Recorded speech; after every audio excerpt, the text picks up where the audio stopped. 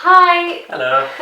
So I haven't done a video in a really long time, and I've tried filming this a few times, but it always ended up being really long and rambly, so I've roped in my husband Lucas to help direct my thoughts. And hopefully that will help you tell your story Yeah. in a concise manner. My name is Fran, this is Lucas, and the reason I'm filming this is because in 2013 I was diagnosed with a severe chronic illness called postural orthostatic tachycardia syndrome, and a few months later I was then diagnosed with a chronic genetic condition called Ehlers-Danlos syndrome, which means that I have fairly severe hypermobility in all of the joints in my body. I think from the start an important thing to mention is that while I did have fairly severe POTS, I no longer have it, so I'm subclinical. The way I've got to that point is through doing several things, which I'll talk about in this video. Yeah.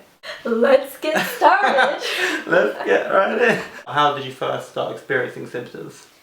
I got out the shower and I passed out. My heart was beating really quick. I went to A&E. They thought I had taken cocaine and I told them I hadn't. They didn't believe me. And that's how it started. From that point I noticed quite a significant increase in the amount of breathlessness and palpitations I was experiencing whenever I did even very minimal amounts of exercise, like walking uphill. And so I started to have investigations for it. You had the initial sort of flare up and then things started to gradually go downhill, they started to get worse. So what were some of the symptoms that you were experiencing? By the point of when I got diagnosed, I wasn't able to walk, so I started off finding it very difficult going up hills, upstairs, walking long distances, and over time the symptoms worsened to the point that I wasn't able to walk pretty much at all. I had to use a wheelchair to get around. I had fairly severe tachycardia on standing, so a normal increase in heart rate when you stand up is maybe like 10 beats a minute, if that. Mine would go. Yours was going way up. Going up to like 180, 190 just from me standing up. When you have POTS, when you stand up, your body is unable to compensate for the effects of gravity, which are surprisingly profound. It makes you realise how strong gravity actually is as a force. All the blood would pool into the lower half of my body, it would disappear from my head, and so I would end up on the floor, and so I fainted a lot. It was amazing because it was even from something as simple as standing up. Yeah. You could have those sorts of reactions. So I used to pass out after eating, I used to pass out after standing up, after climbing stairs. Those were the sorts of things that used to make me pass out.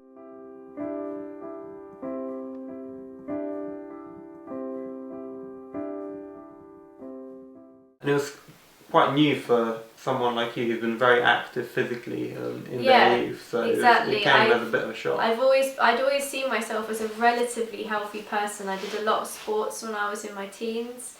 I was fairly active at university, so to go from that to effectively a couch potato was quite difficult. I also, on top of all of this, had really bad digestive problems and chronic eczema. So I wasn't in the best place. No. I wasn't a very happy person in 2011 to 2012. In the midst of all of these symptoms, all these issues that were cropping up, things that were getting worse, then what was your experience of the doctors that you got in touch with? I got misdiagnosed with an arrhythmia, and the advice I was given was to not exercise, and I think that's a big reason why I started to get worse, because whenever I felt my heart beat too quickly I would stop doing whatever I was doing. So I became quite deconditioned.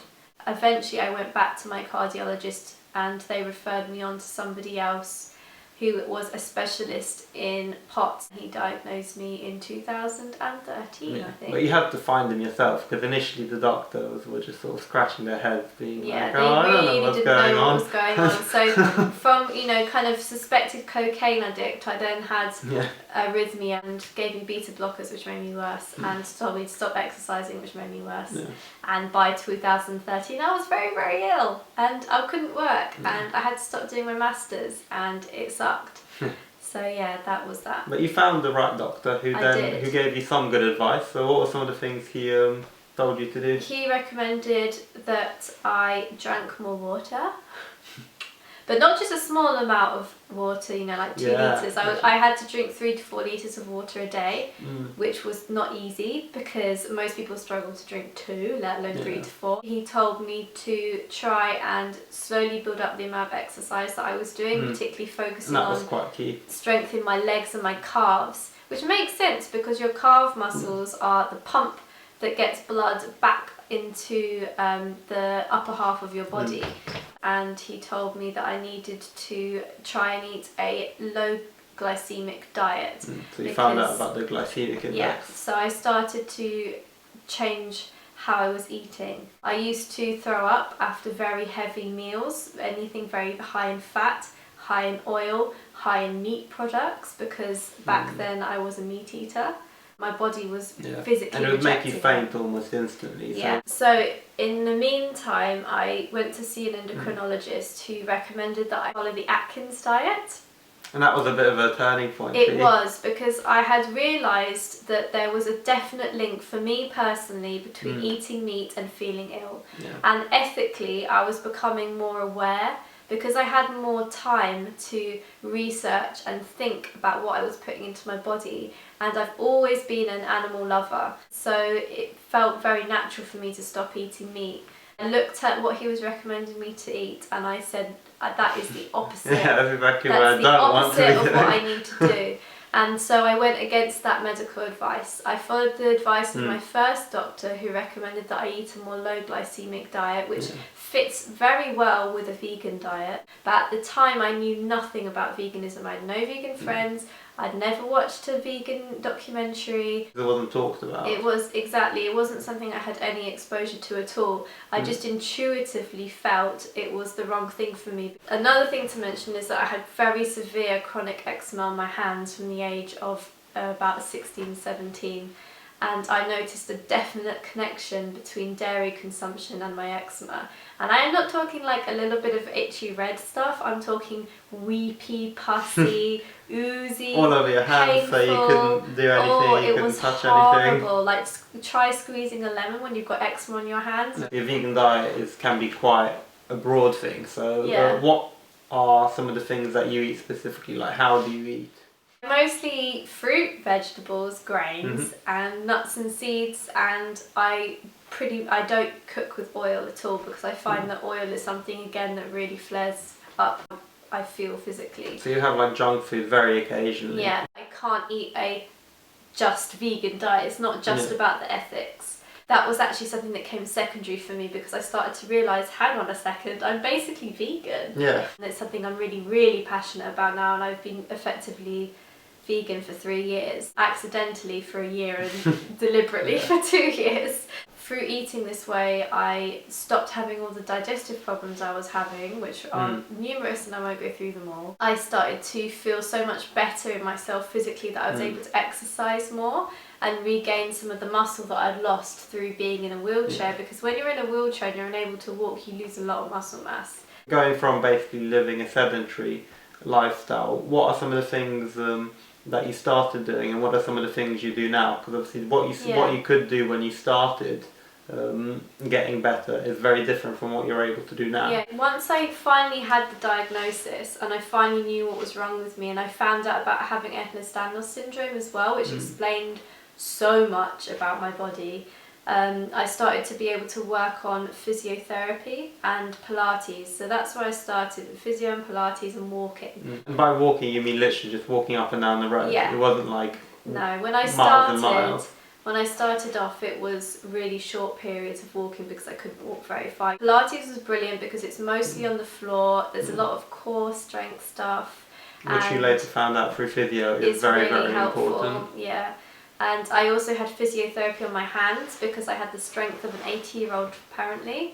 And I had physiotherapy on my shoulders and my hips because my ball and socket joints are the ones I have personally the biggest problem with. They're the only ones I've ever actually dislocated, is my hips and my shoulders. Shoulders dislocate quite easily, hips not so much unless you're me, in which case they come out really easily. I took a medication called Avabradine and that helped me massively, and I took that for about a year, and it allowed my heart rate to be low enough that when I exercised I wouldn't get these huge spikes in my heart rate, so I was able to push myself more. Once I felt like I kind of exhausted just doing Pilates at home, because you reached a plateau with I what you reached were a bit doing. of a plateau with it. I started doing weightlifting because Lucas has always done powerlifting.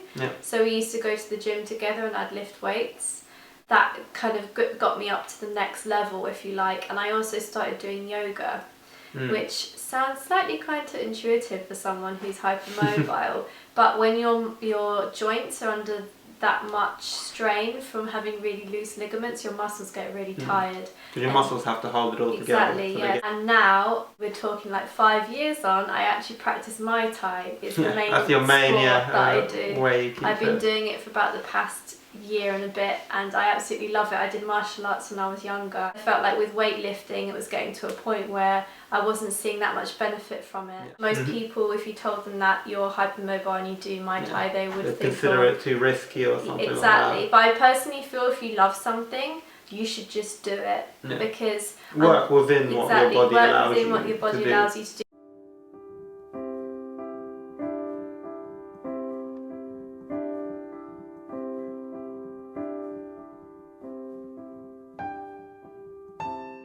What would you say are the main things you've learned, and what main lessons you could draw from your experience? The main things I've learned are that food is medicine. I think it's really important to have a look at your diet and try and find a way of eating compassionately that works well for your body. And I'm not saying that every single person needs to eat the way I do. I think moving your body is one of the best things you can do for your physical and your mental health. So find something you really enjoy doing and just do it. And the third thing that I've learned is to be patient and persistent. And never give up. Exactly, because this has taken a very long time to get to this point. Literally years. I'd like to maybe make a few videos more about the specific things, like what I would eat in a typical day, and maybe go through what sort of exercise I do to take care of myself. So I'll see you next time. Bye. Bye.